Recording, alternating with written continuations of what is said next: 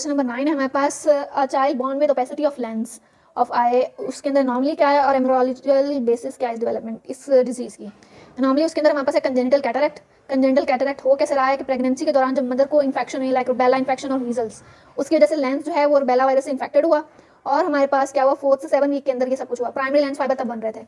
इसके अलावा और क्या कॉजेज हो सकती हैं जिनकी वजह से हमारे पास लेंस खराब हो सकता है? Toxoplasmosis, congenital syphilis, down syndrome यानी ट्राइसोमी 21 की और ग्लैक्टोसीमिया। इन कॉजेज की वजह से हमारे पास लेंस जो है वो ट्रांसपेरेंट की बजाय ओपेक हो जाएगा, कंजेनिटल कैटरेक्ट कॉज होंगे और हमारे पास जो है लेंस खराब हो जाए। इसके बाद हमारे पास है क्वेश्चन क्रेनियोफेशियल एबनॉर्मेलिटीज़ का। क्रेनियोफेशियल एबनॉर्मेलिटीज़ हमारे पास क्यों आ रही हैं? जेनेटिक कॉजेज की वजह से, इन्वायरमेंटल कॉजेज की वजह से, किसी इन्फेक्शन की वजह से, फोलिक एसिड की डेफिशिएंसी की वजह से। अब हमारे पास जेनेटिकली क्या चीज़ इन्वॉल्व है? पर्टिकुलर जीन या कम्बिनेशन ऑफ जीन जो है वो हमारे पास दोनों पेरेंट या सिंगल पेरेंट से इन्वॉल्व हो सकती हैं। ये जीन जो है हमारे पास जब फर्टिलाइजेशन हो रही थी उस टाइम पे हमारे पास जो है ये जीन सेगमेंट आपस में चेंज होते हैं मियोसिस के रिजल्ट के वजह से। इस तरह हमारे पास क्रेनियोफेशियल एनॉमलीज आ सकती हैं। इन्वायरमेंटल क्या है? कोई chemicals like aspirin, cigarette smoke वगैरह से वो मदर अफेक्टेड है। उसके अलावा फॉलिक एसिड की डेफिशिएंसी यानी कि विटामिन बी की डेफिशिएंसी की वजह से हमारे पास जो है क्रेनियोफेशियल एबनॉर्मेलिटीज आ सकती हैं। विटामिन बी हमारे पास कहाँ कहाँ मिलता है? हमारे पास leafy green vegetable, orange juice और ब्रेकफास्ट के फोर्टिफाइड सीरियल्स मिलते हैं, ग्रेन प्रोडक्ट्स मिलते हैं।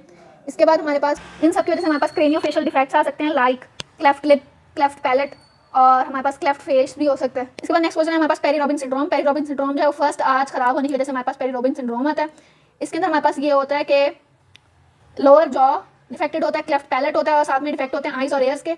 इस कंडीशन में हमारे पास टंग जो है वो थ्रॉट में फॉल कर जाती है, डिफिकल्ट ब्रीदिंग होती है। ये बर्थ पे प्रेजेंट होगा। कॉज क्या है? हमारे पास पेरी रॉबिन सिंड्रोम की जेनेटिक कॉजेज हो सकती हैं और लोअर जॉ जो है इसकी डेवलपमेंट बिफोर बर्थ जो है वो स्लो होगी और फर्स्ट फ्यू ईयर्स में फास्टर ग्रोथ होगी। पेरी रॉबिन सिंड्रोम में अंडर डेवलपमेंट होती है mandible, cleft palate, defects of eyes and ears and हमारे पास साथ में ऑब्स्ट्रक्शन और full closure of palatal process, bilateral cleft palate होता है। इसके बाद हमारे पास क्वेश्चन है लेबर रूम के अंदर फ्लैटेंड एब्डोमेन का केस है और इसमें हमारे पास फ्लैट एब्डोमेन है। सिम्टम्स क्या है? फ्लैट एब्डोमेन, लेफ्ट साइड गट साउंड जो है वहाँ से साउंड और स्पेयर रेस्पिरेटरी प्रॉब्लम आ रही है। इसके अंदर हमारे पास कॉज क्या है? Congenital diaphragmatic hernia.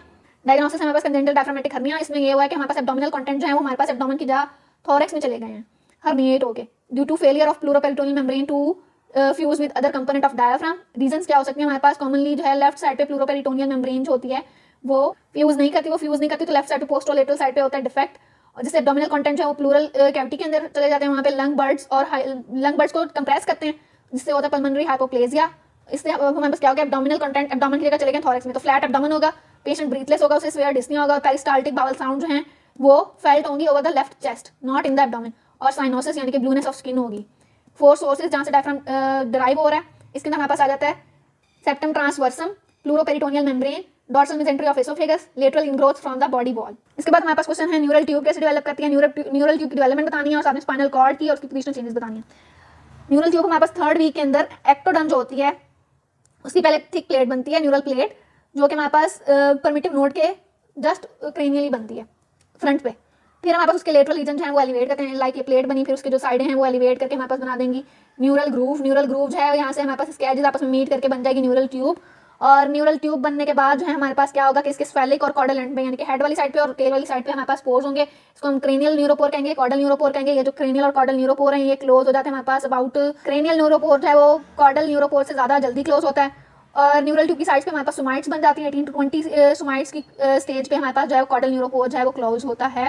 फिर हमारे पास क्या होता है कि हमारे पास न्यूरल ट्यूब के 3 डायलेशन होते हैं स्फेलिंग हेड पे, प्रोजेंसेफ्लॉन, मेसेंसेफ्लॉन, रोमेंसेफ्लॉन। इससे हमारे पास बनता है ब्रेन। फिर हमारे स्पाइनल कॉर्ड की बात करें तो 4th सोमाइट से नीचे वाला जो न्यूरल ट्यूब का लेवल होता है वहाँ से हमारे पास बनती है स्पाइनल कॉर्ड। स्पाइनल कॉर्ड जो है इसमें हमारे पास 3 जोन बन जाते हैं। पहले जो हमारे पास इसमें होते हैं हमारे पास 3 zone, ventricular zone, intermediate zone और मार्जिनल जोन। सबसे पहले क्या होता है कि न्यूरल ट्यूब के जो सेंटर न्यूरल ट्यूब जो साइडों से थिकन होती जाती है और उसके सेंटर में एक कैनाल रह जाती है, इसको हम कहते हैं सेंट्रल कैनाल हमारे पास जो स्पाइनल कॉर्ड के सेंटर में पड़ी होती है। फिर हमारे पास क्या होता है कि जो वेंट्रिकुलर जोन के जो सेल हैं इनमें से हमारे पास बनते हैं ग्लायोब्लास्ट और न्यूरॉन्स। हमारे पास न्यूरॉन्स और स्पोर्टिंग सेल के अंदर डिफरेंशिएट कर जाते हैं। न्यूरॉन और स्पोर्टिंग सेल के अंदर डिफरेंशिएट कर देते हैं, जो स्पोर्टिंग सेल है वो वहाँ से हमारे पास ग्लायोब्लास्ट बनते हैं और एस्ट्रोब्लास्ट बनते हैं। एस्ट्रोब्लास्ट जो है वो एस्ट्रोसाइट में डिफरेंशिएट कर जाते हैं और हमारे पास बनते हैं ओलिगोडेंड्रोब्लास्ट, वो ओलिगोडेंड्रोसाइट्स बन जाते हैं। बाकी जो सेल बच जाते हैं वहाँ से बन जाता है पेंडाइमा जो है वो सीएसएफ प्रोड्यूस करने में हेल्प करता है। फिर हमारे पास कुछ सेल जो है वेंट्रिकुलर जोन से इंटरमीडिएट जोन में आते हैं। इंटरमीडिएट जोन में जब आते हैं तो वहाँ पे हमारे पास जो है हमारे पास कुछ न्यूरॉन्स बनते हैं और उनके एक्सॉन्स जो है वो हमारे पास मार्जिनल जोन में आते हैं। इस तरह हमारे पास एक्सॉन भी बन जाते हैं, न्यूरॉन भी बन जाते हैं, सपोर्टिंग सेल भी बन जाता है, पेंडाइमा भी बन जाता है। फिर हमारे पास आ जाता है ग्रे मैटर जो है वो हमारे पास सेल बॉडी से बना होता है। ग्रे मैटर के लिए हमारे पास इस तरह होता है कि हमारे पास रूफ प्लेट होती है, फ्लोर प्लेट होती है और साइडों पे सल्कस लिमिटेड होते हैं जो हमारे पास एलर प्लेट और बेजल प्लेट्स को सेपरेट कर रहा होता है। जो हमारे पास एलर प्लेट होती हैं वो हमारे पास सेंसरी सिस्टम बनाती हैं और जो बेजल प्लेट होती हैं वो हमारे पास मोटर सिस्टम बनाती हैं। जो बेजल प्लेट्स हैं ये मीट करके हमारे पास बना देती हैं वेंट्रल ग्रे हॉर्न्स और लेटरल ग्रे हॉर्न्स, और जो हमारे पास एलर प्लेट्स होती हैं मिलकर बना देती हैं हमारे पास डॉर्सल ग्रे हॉर्न्स। और इस तरह हमारे पास सेंट्रल कैनाल भी बन गया, dorsal grey horn, ventral lateral grey horn भी बन गया। ये जो न्यूरॉन्स साइडों पे व्हाइट मैटर थे ये सारे हमारे पास इस तरह इंटरमीडिएट जोन से और मार्जिनल जोन से बन गए। फिर हमारे पास आती है dorsal root ganglia. Dorsal root ganglia जो होता है वो पहले हमारे पास जो होता है बाइपोलर होता है, बाइपोलर फिर ये घूम के आता है और एक सिंगल साइड से ये हमारे पास आउटसाइड पे मूव करता है और फिर ये यूनिपोलर हो जाता है और हमारे पास इसका एक सेंट्रल प्रोसेस बन जाता है और एक पेरिफेरल प्रोसेस बन जाता है। पोजिशनल चेंजेस की बात करें तो पहले हमारे पास स्पाइनल कॉर्ड होल लेंथ में पड़ी होती है। जब हमारे पास 24th वीक पे होता है एम्ब्रियो तो हमारे पास जो है ये S1 के लेवल पे आ जाती है। जब हमारे पास बर्थ होती है तो हमारे पास ये होती है L2-3 के लेवल पे जब हमारे पास होता है न्यूनेट, और फिर जब एडल्ट होता है तो यहाँ से भी थोड़ा ऊपर चले जाते हैं और ये L1 के लोअर बॉर्डर तक स्पाइनल कॉर्ड होती है और हमारे पास फाइलम टर्मिनल एंड तक एक्सटेंडेड होता है। इसके बाद हमारे पास है कि अयोर्टा और एयोर्टिक आर्च के डेरिवेटिव और मैकल डाइवर्टिकुलम क्या होता है। अयोर्टा की फॉर्मेशन डॉर्सल अयोर्टा की कैसे होती है कि हमारे पास 3rd वीक के अंदर वेस्कुलर सिस्टम जो है वो डेवलपमेंट स्टार्ट होती है। सबसे पहले हमारे पास बायलेटरली ब्लड आइलैंड प्रेजेंट होते हैं, वो हमारे पास पैरेलल अरेंजमेंट में आ जाते हैं और मिड लाइन जो एम्ब्रियोनिक शील्ड है वहाँ पे आ जाते हैं। ये आइलैंड जो है हमारे पास लॉन्गिट्यूडिनल वेसल्स का एक पेयर बना देते हैं, इसको हम कहते हैं डॉर्सल अयोर्टा। डॉर्सल अयोर्टा जो है 5th और 6th वीक के अंदर हमारे पास कॉर्डल पोर्शन ऑफ डॉर्सल अयोर्टा जिसका टेल वाला पोर्शन होता है वापस में फ्यूज करके हमारे पास बना देता है एब्डोमिनल अयोर्टा। एब्डोमिनल अयोर्टा से हमारे पास जो है फिर इसका जो ऊपर वाला पोर्शन होता है उसमें से राइट वाला रिग्रेस कर जाता है और जो लेफ्ट वाला वो परसिस्ट कर जाता है, उससे हमारे पास बनता है असेंडिंग अयोर्टा और आर्क ऑफ अयोर्टा। ट्रंकस आर्टरियोसिस जो होता है वहां से हमारे पास बनता है असेंडिंग अयोर्टा। ट्रंकस आर्टरियोसिस क्या होता है कि हमारे पास हार्ट ट्यूब है ना, वो हमारे पास उसका ऊपर वाला पार्ट होता है ट्रंकस आर्टरियोसिस, फिर होता है बल्बस कॉर्डिस, फिर होते हैं वेंट्रिकल, फिर होते हैं एट्रिया और फिर होता है हमारे पास साइनस वेनोसिस। इसका जो ऊपर वाला पार्ट है ट्रंकस आर्टरियोसिस, यहाँ से हमारे पास बन गई है आर्क ऑफ अयोर्टा। आर्क ऑफ अयोर्टा बन गई, ये बन गई हमारे पास डॉर्सल अयोर्टा। डॉर्सल अयोर्टा जो है वो लोअर एंड से फ्यूज करके सिंगल बना जाती है, राइट वाली रिग्रेस कर जाती है, लेफ्ट वाली परसिस्ट कर जाती है।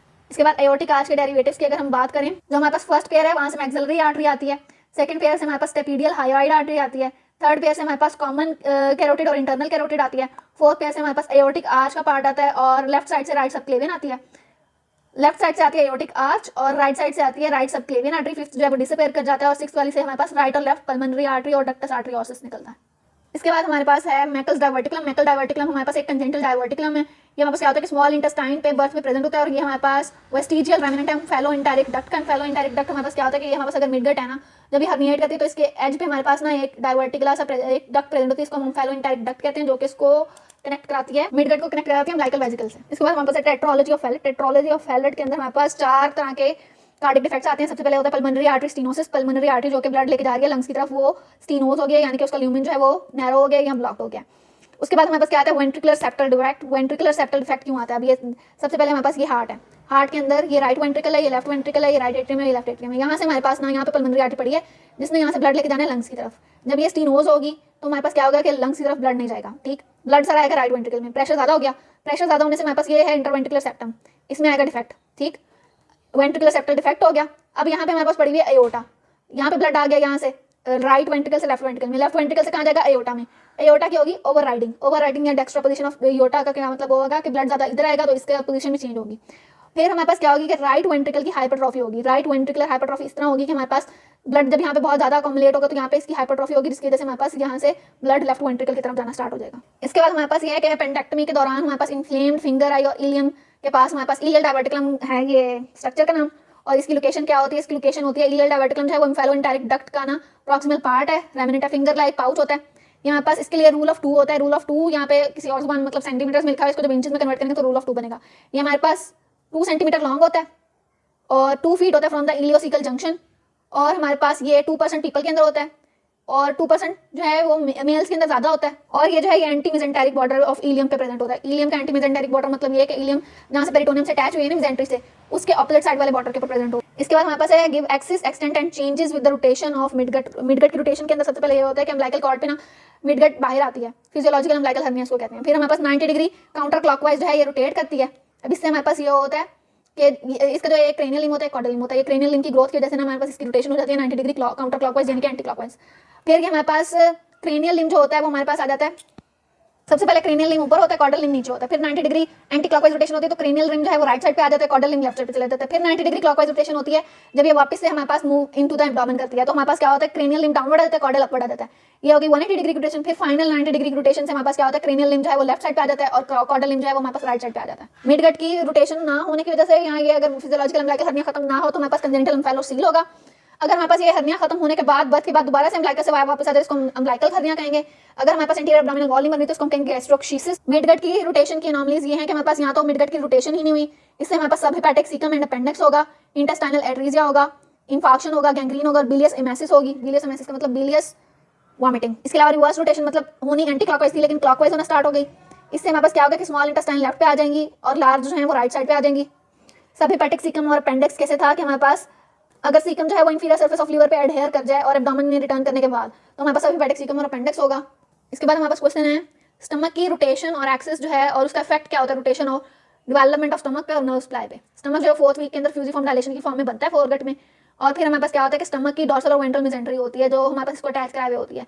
स्टमक जो है फिर 90 डिग्री क्लॉकवाइज रोटेट करता है जिससे हमारे पास जो है ये लॉन्गिट्यूडिनल एक्सिस, इसके साथ इसकी ब्लड सप्लाई और नर्व सप्लाई भी रोटेशन में आती है। लेफ्ट साइड जो है वो हमारे पास आगे आ जाती है, राइट साइड पोस्टीरियरली चली जाती है। इसीलिए हमारे पास जो है लेफ्ट और राइट वैगस नर्व इसी रिस्पेक्टिव से हमारे पास जो इंटीरियर जो होती है वैगस उसको हम लेफ्ट वैगस कहते हैं, पोस्टीरियर वैगस को राइट वैगस कह देते हैं। इसकी रोटेशन से हमारे पास डॉर्सल मेसेंट्री जो है वो transverse colon, dorsal mesentery downward bulge करती है और कंटिन्यू करती है ट्रांसवर्स कोलोन के ऊपर। फिर हमारे पास जो है लूप ऑफ इंटेस्टाइन के ऊपर और फिर डबल लेयर सैक बनती है ग्रेटर ओमेंटा की। वेंट्रल मेसोगैस्ट्रियम जिसके आगे वाली होती है वहाँ पे लेसर ओमेंटम बनता है और फैल्सिफॉर्म लिगामेंट बनता है लीवर का। इसका इंटीरियर बॉर्डर जो है वो हमारे पास कनकेव बनता है और लेसर कर्वेचर बन जाता है। पोस्टीरियर बॉर्डर जो है वो हमारे पास ग्रेटर कर्वेचर बन जाता है। फंडस जो है वो डायलेशन होती है अपर एंड पे। इसकी इनर्वेशन की बात करें तो हमारे पास इसकी डॉर्सल मेसेंट्री वाली साइड जो है वो लेफ्ट साइड पे चली गई है और वहाँ से हमारे पास बनता है ग्रेटर ओमेंटम। लेफ्ट वैगस जो है वो वेंट्रल सरफेस को सप्लाई करती है, राइट वैगस जो है वो डॉर्सल सरफेस पिछली सरफेस को राइट, अगली सरफेस को लेफ्ट।